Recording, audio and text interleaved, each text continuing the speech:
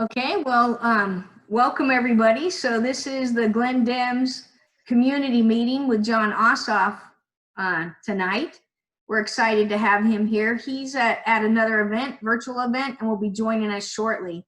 So my name is Julie Jordan, and I am the chairwoman of the GlynnDems, and we're excited to be able to see all of you again tonight. So we're going to start. We usually have an annual fundraising dinner every year so that we can elect Democrats up and down the ballot. And this year is going to be a little different. And I'm going to let Michael Dillon, who is our second vice chair, talk a little bit about our alternative dinner. Hi, thanks, Julie. Yes, this year we won't be able to meet in the cafeteria and have our big banquet as we usually do. And so we've decided to have a virtual / drive-through event. So many of you know we have an office that we're not using up at the Winn-Dixie Shopping Center where the Causeway meets 17. And so instead we're going to have a drive-through event there, and we're going to have the food will still be catered, and we'll still have candidates along the sidewalk tabling so you can speak with them and get some of their information and signs and buttons and all that good stuff. And we can still have a sense of community, but do it safely in light of all of the COVID spike and so forth that's happening here in Glynn County. So that's going to be on August 29th from 5 to 8 p.m. And a week from tonight, a week from today, we're going to be posting the tickets for that event to purchase online. So you'll be getting an email blast about that as well. And we really hope everybody can still participate. We know we'll miss being all together in one big room this year, but we hope we can still have a really good event and really get a lot of energy going, a lot of support for our local candidates and our state candidates. Again, that'll be on Saturday, August the 29th from 5 to 8 p.m. And we'll be posting those tickets on our website and on our social media platforms a week from today. So thanks, Julie, for letting me talk about the dinner some. And if anybody has any questions or anything, just let us know. All right, thanks. Thank you, Michael. So right now, we also have the pleasure of having Alexia Howell with us today. So she is the Glynn County organizer from the Democratic Party of Georgia, who is going to be helping us flip this county and this state blue. So Alexia, why don't you tell us a little bit about yourself? Hi, everyone. So nice to see you all. Like Julie said, I'm Alexia. I am the organizer for Glynn County and a lot of the other coastal and southeast Georgia counties. I just recently graduated college and I'm currently applying to get my master's degree in library and information science. But in the in-between time, I decided that I kind of wanted to do some good and save our democracy. So I took a little bit of gap time to be able to work for the Democrats because this is so important to me that we flip Georgia blue, that we win these elections, that we get all the seats that we can this year. So what I'm doing right now, currently in Glynn County, we have some phone banks set up this Wednesday and next Wednesday, 4 to 6 p.m. And then actually this Saturday on the 25th, we're having a day of action all over the entire state of Georgia. And so there's a Glynn County day of action because the party thinks that it would be really wise to put some more resources and time into calling people that live in Glynn County.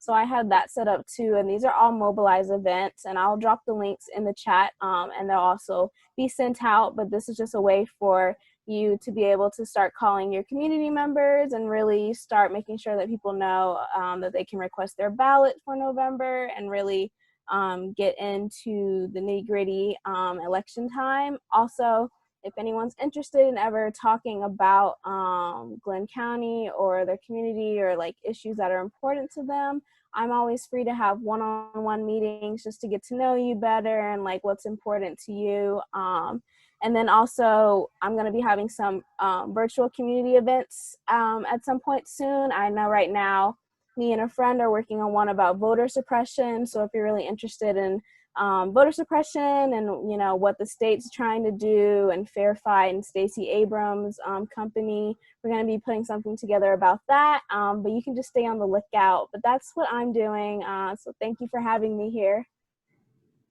Oh, we're excited about having you, Alexia. So, and it just goes to show you how much the Democratic Party of Georgia and all of the elections and candidates feel like we're going to flip this county blue this time. So it just shows you how much they think about us here and how much work we're doing. So we just are excited about having you. So, okay. And we got a text from John, so he should be here any minute. He's wrapping up another event. So Pamela Bailey was going to talk to you a little bit about early voting. Pamela, are you on yet? I think she's watching on Facebook Live. Okay, so what I'll do is go ahead and talk about early voting. So right now we have a runoff, a Democratic runoff for the 1st Congressional District between Joyce Griggs and for Lisa Ring. Early voting started today. So if you haven't turned in your absentee ballot yet, you can go in person. Early voting precincts are the fire station on St. Simon's, it's Ballard Park, and also the Board of Elections on Gloucester Street. So please take advantage of the early voting if you are not absentee voting, so that you have no lines, and mask up and stay safe. We also have, right now, you can also apply for your absentee ballot for the general election. So if you have not done that, go ahead and do that now, because they're going to start sending out ballots mid-September. So it's really time to get it done. We're almost 100 days before the election, but we're really 2 months before you can start voting. So I'm kind of keeping an eye out for John here. So, okay. So that is about absentee ballot voting. Another thing is next week, next Monday, we have 2 Democratic nominees, candidates for the Public Service Commission. And a lot of people don't know what that does, but it regulates our power bills and how we deal with like broadband, a lot of issues that affect us as Georgians and within this county. So we are going to have Robert Bryant and also Daniel Blackman here next week on Zoom and Facebook Live to talk about what the Public Service Commission is and talk about their candidacy and what they're going to do when they're elected. So please join us for that. Okay. Does anyone have any questions? Okay, John is 3 minutes out. So does anyone have any questions of what's going on right now in Glynn County that we can answer for you? I know some people are asking about when the office is going to open up. And as we know, Glynn County is in the middle of a hot spot right now. And so our hospital beds are rapidly decreasing and our numbers keep rising. So as long as we're in a hot spot, we're going to do everything we can to keep our committee members, keep our GlynnDems members and our community members safe. So we will be doing virtual events, town halls. We'll continue to do all of that to get you the information that you need and to get everybody elected. But right now, it's just not safe for anybody to be doing direct canvassing or direct in-person events. So that is the reason right now that our office is not open. If anyone has a question, if you will give me a thumbs up or put it in the chat room, we'll try to answer it.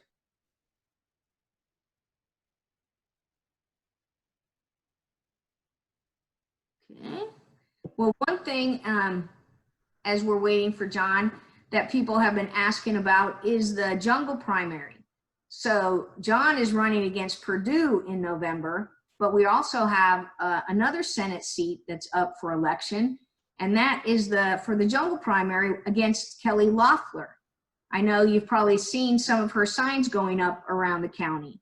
So we are going to be having a 1st Congressional District forum in September so that you can meet all of those candidates. All right, well, I see that John just got here. So John, we are so excited for you to join us here at the GlynnDems today. We're excited, you know, Senator Perdue lives here on Sea Island. So we are ready for you to tell us a little bit about yourself and how you're gonna beat him in November. Great. Well, thank you so much for the invitation and apologies for my late arrival. It's an honor to be here, and thanks for pulling together the group and for making democracy accessible even in these extraordinary times. I wish we could all get together in the same room, and I hope that we can soon. But I don't want to presume anyone knows my bio off the back of your hands, so I want to give you some background on myself, talk a bit about my priorities, and then give you a little briefing on the political landscape as I see it statewide in Georgia, and then open up for Q&A. My wife, Alicia, and I were both born and raised in Metro Atlanta. She's an OBGYN doctor at Grady Hospital here. I, since 2013, have run a media company called Insight TWI that produces investigations of organized crime, political corruption, and war crimes for international news organizations like the BBC. So to give you an idea of the kind of work that we do, in the last few years, we've produced 2 city troops. Our teams have conducted undercover investigations of human trafficking, of contract killers, of bribery in the corporate world, in courts, in police forces. And I love doing this work and leading this team because we expose corruption and the abuse of power. And I reflect often on how, while our journalists often have to go in undercover to document corruption, here in America today, the corruption is hiding in plain sight. You don't need an undercover reporter. You just need to go to fec.gov and see who, in staggering sums, a senator like David Perdue has taken money from, and then go look at his voting record. And as this pandemic has borne down on our country and our state, and so many have been grievously harmed or killed by it because their underlying health state was weakened, because we've neglected public health in America, because we have allowed this link between health and wealth to become so strong. You need look no further than the power of the health insurance and pharmaceutical industries in Washington and the way they buy the allegiance of elected officials to see why politicians like David Perdue vote to allow price gouging by pharmaceutical companies, oppose Medicaid expansion here in Georgia, vote, or right now, for example, in the midst of this pandemic, support a federal lawsuit to repeal the ACA and end protections for people with pre-existing conditions at a time when there is a pandemic that is preying upon those with pre-existing conditions, folks who have hypertension, diabetes, asthma, who are in a more fragile health state to begin with, are much more at risk from a disease like COVID-19. I put this in the context of the corruption of our political system because in order for us to solve problems like the public health crisis that we had in Georgia before this pandemic came along, and we certainly have now, or to save our environment, we've got to grapple with the way politicians like Perdue simply sell their votes. I mean, this is a guy who literally sells meetings for $7,500 corporate PAC checks. And as long as we have that kind of pay-to-play system, as long as we have a campaign finance system where anonymous secret money flows around Washington like it's nothing, it's very difficult for us to pursue policies that serve the people rather than those narrow public interests. When I take office in January with Joe Biden in the White House, we're going to have to dig out from and rebuild on the rubble of what's been destroyed these past 4 years. We are going to have to take aggressive action to invest in public health across this country because it's likely that we will still be in the grips of COVID-19 at that time. I'm talking about investment in the US Public Health Service to get more doctors and nurses into underserved and rural communities. I'm talking about federal investment in new clinics and hospitals so that no Georgian is an hour or 2 hours away from a primary care physician, let alone a trauma center. We're going to have to invest in our infrastructure to rebuild this economy and to save our environment. And there's a very strong majority here in Georgia that supports significant federal investment in infrastructure and clean energy and free job training. And we'll need to make those investments because unemployment is likely to remain high for some time to come as the economic toll of this pandemic continues to mount. And we're going to need, and in honor of our fallen hero, Congressman John Lewis, to champion civil rights and voting rights legislation that makes equal justice under the law and universal suffrage realities in America, not just in word, but in deed. And that means empowering the Department of Justice Civil Rights Division to hold local governments and prosecutors. And I know that you know this all too well in Glynn County, where there is systematic racial discrimination, where there is brutality, where prosecutors look the other way after a young Black man is shot dead in the street. There has to be accountability. And the Civil Rights Division needs to be able to take action to hold local officials accountable. And the Civil Rights Division needs to be able to take action to hold folks like Brian Kemp and Brad Raffensperger accountable when they abuse their official authority to disenfranchise people.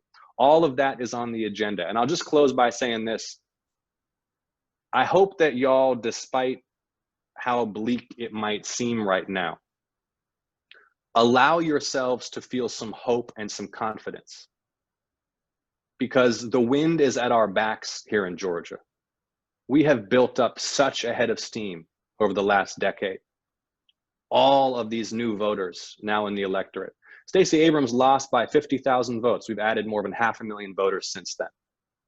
Between my 2017 special election campaign, her 2018 campaign, the infrastructure, the volunteers who have been trained, and the changing nature of this state, a young, diverse, vibrant state, means that we're the most competitive battleground in the country.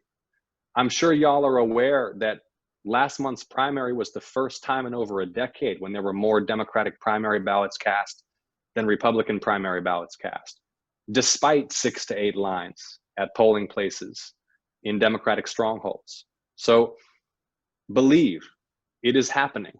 And I'm gonna need y'all on my team to make it happen, especially now since we can't go door to door. We still gotta be sending those text messages, making those phone calls, reaching out to voters who have not heard from a campaign before, taking no votes for granted. And I'm asking you to help me, not for my own sake and for my political career, but because the stakes couldn't be higher in this election. So thank you again for having me, and I look forward to your questions. Thank you, John.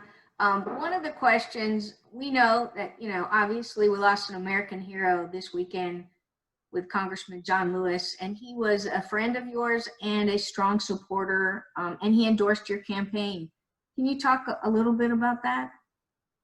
Yeah, I mean, Friday night and Saturday were hard for so many of us, and not just here in Georgia, but and not just across the country, around the world. I mean, this is a man whose legacy, whose words and deeds are universally known and respected. And I spent a lot of time on Saturday just in quiet contemplation on Congressman Lewis' life and legacy and on the impact that he had on me personally. I first worked for John Lewis when I was about 16 years old. I read his memoir, Walking with the Wind. I was so moved by his account of his time as a young man in the civil rights movement, having grown up sharecropping in Troy, Alabama, to rise to the position of moral authority that he did in our country. I wrote him a letter asking if I could come and work for him. I didn't even expect to get a reply, but he not only invited me to come and work for him, he took me under his wing, and he's been my mentor for the last 17 years. And to truly grapple with his loss is difficult, and it's going to take time. But I also still feel his presence so powerfully. And I think that we will, as a country, feel his presence so powerfully, because a life that well lived, that impact endures beyond his lifespan. I've actually got right here, this is a Mike Lukovich cartoon called The Bridge. Can y'all see that? But this depicts John Lewis providing with his body the bridge for the people to go and vote. And of course, that symbolizes his leadership with Hosea Williams of the march across the Edmund Pettus Bridge in Selma, Alabama, and how he put his body on the line. He had his skull fractured that day marching for voting rights 55 years ago. And I think that if I could just pick up the phone and call Congressman Lewis now, what he would tell me is that it's right to grieve, and it's right to remember and honor him. And all of these testaments and tributes are important, but we honor him more with our deeds than with our words. And he always said, keep your eye on the prize. That's what he always said to me. And so now we have to go forth and build a country that he'd be proud of and uphold his legacy with our actions. Well, thank you. We certainly mourn with you. We had a question for you of, first, they want to thank you for being here tonight. And what did you learn from the special election that you didn't win? It's a good question. I learned first and foremost about the power of grassroots organizing. Because y'all will recall that 6 weeks before I got in that race, Tom Price, who had been the Republican incumbent before his appointment as HHS secretary, had just been reelected in the 6th district by 24%. It wasn't considered competitive. It hadn't been competitive in decades. It'd been Newt Gingrich's district, and certainly no one thought that a 29-year-old kid no one had ever heard of in a field of 18 candidates could even make it close. But what happened was really extraordinary. We wound up with more than 13,000 volunteers working on that campaign. It was literally the largest get out the vote program in congressional history. And while GOP super PACs poured in tens of millions of dollars, much of it anonymously sourced, to attack me, my campaign was powered by more than 400,000 individual donors who gave average contributions of $21. And although I narrowly lost that race, we moved the needle by 20 points in 6 months under the full and singularly focused fire of the national GOP. They had to send the president, the vice president, and the speaker of the House down to stop us, and they barely did. And that was because so many people got involved and got organized to make it such a race. So on the positive side, what I took away from that was, although of course it was a bitterly disappointing loss, it was a really inspiring experience in that it showed how ordinary people banding together could make such waves. I think the other thing I learned is really not to pay any mind to the personal attacks. I mean, I'll be really real with y'all that as a first-time candidate in a race that became, international news, and the lengths that my political adversaries went to try to stop my candidacy, that was an arresting, shocking experience. But it also toughened me up, and I really couldn't care less about the smears and slander on television. I don't think it has much impact on voters anymore. I think people are so tired of all the negativity that they tune out most of it. And I just try to stay focused on presenting plans to improve people's lives. Thank you. We have another question. It's, what is your plan to increase turnout in Georgia outside of the big cities? As you know, here, we would be blue if we could get our turnout in Brunswick up about 10%. So what are you doing to help that situation? Yeah, let me assure y'all that we are running a true statewide turnout effort. And we did in the primary as well. Although it wasn't visible, right? Because photographers and journalists couldn't come down and document armies of volunteers in neighborhoods. We sent hundreds of thousands of text messages and made tens of thousands of phone calls, all volunteer driven, all work that I humbly ask you to join in doing for this general election. And those calls and messages and emails and all that outreach went out to all corners of the state, communities, urban, suburban, and rural. And the turnout effects were visible across the board. I mean, and just to show you how effective that kind of work can be, of course, there's a lot of factors driving enthusiasm right now and driving turnout right now. But in last month's primary, we doubled Democratic primary turnout from the 2018 gubernatorial primary. We tripled Democratic primary turnout from the 2016 primary. And my team has run the analysis, and the places where we were particularly aggressive about voter contact, just like if we had been able to go knock on doors, saw significant increases in turnout.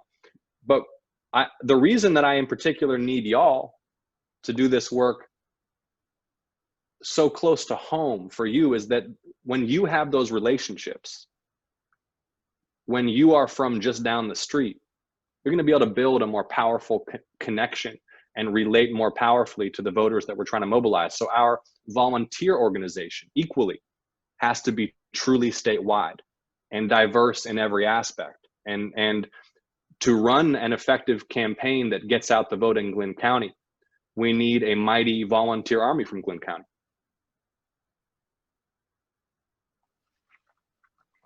And as a candidate myself for Georgia House District 179, we are mounting a huge local effort here to turn this county blue. So we are excited about getting you elected and getting Democrats elected up and down the ticket. That's great. Yeah, we're excited. Someone wants to know, as someone with experience working on many campaigns, how can they help you, and who do they reach out to join your campaign? Yeah, so I'm joined virtually by a couple of members of my team who are here in this room, such as it is. And Stephen Parker, the campaign's political director, is here. I'm gonna kindly ask Stephen to drop his contact details into the chat. And for folks who want to sign up to volunteer, knock on doors, make phone calls, host virtual events, it's electjon.com/volunteer. And we absolutely need you to get involved. We will be ramping up a lot of those volunteer activities in the next 4 to 6 weeks. Right now we're building and mapping out our statewide organization, and that means knowing who's on board. And if you can help recruit people to join you in those efforts, then I'd be grateful. We have our Alexia Hallows with us. DPG, she's our Glynn County organizer. We just got her assigned to us. So she's also helping with that, along with our GlynnDems committee and all of our candidates here all working together. So, you know, we're excited to get this done. Let's see, another question is, what is your, being that you have been mentored by John Lewis, what will you do differently to make the bills that he wanted passed to make it through? Well, so much of the agenda that John Lewis has supported in recent years has been passed out the House and died in the Senate. And so, you know, if we want, for example, to restore and strengthen the Voting Rights Act, then we have to have a Senate majority committed to restoring voting rights. And Congressman Lewis was a powerful and effective champion of those priorities in the US House. But as you all know, it takes both houses of Congress. So that is just one of the many reasons that winning these Senate races this year is so vital. Also, of course, as you know, federal judgeships, which are confirmed by the Senate. These are judicial appointments that will have an impact on voting rights, on Roe v. Wade, on civil rights for decades and literally centuries to come. And these are lifetime appointments. And we've seen a huge infusion of extreme right-wing judges in the last 4 years. And that is another reason that the Senate is so vital. Okay, let's see, another question here.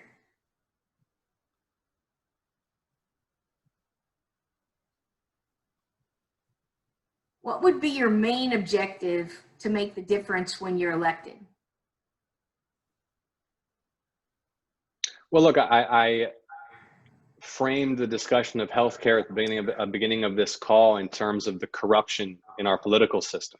And so, you know, I keep coming back to that, not just because fighting corruption is the work that I do in my business, but because I think that it's the link between so many of the issues where even where there's a overwhelming public majority, for example, supporting universal background checks for firearms purchases, or supporting action on climate. Why don't these things get done? It's because of the political power of organized and well-financed trade groups and the way our campaign finance system allows them to wield huge influence in Congress. And so as long as a senator like David Perdue can sell meetings for corporate money, it's, you know, difficult to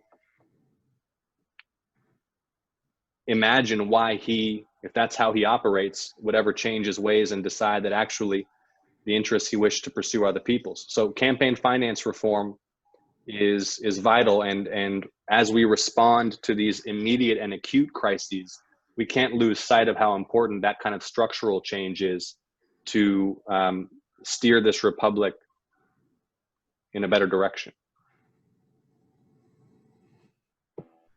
Let's see, the next question was, for many years, John Lewis has been the primary sponsor of the Religious Freedom Peace Tax Fund bill, which would extend conscientious objection to participation in war into the arena of federal taxation. When you enter the Senate, will you take up this mantle on this issue and introduce that bill? Let me take another look at it before I make a commitment to y'all on it, but I'm of course aware of, you know, and Congressman Lewis, with his deeply held and lifelong commitment to nonviolence, his training in Gandhian and Kingian nonviolence, and his pacifism, has been a champion for peace and for relieving Americans of entanglement in violence and war. And I'm not going to make a specific commitment at this meeting on the bill, because I want to dig into it a little bit more carefully, but I will get back to y'all on it, and I appreciate the question. Okay. Well, we know you have another meeting at 7, and we just want to, you know, say thank you for sharing some time with us tonight, and know that we're going to do everything we can do to get you elected. Thank you so much, and looking forward to your victory as well. And hey, y'all, I really appreciate y'all. Much love to all of you. I hope y'all are staying healthy.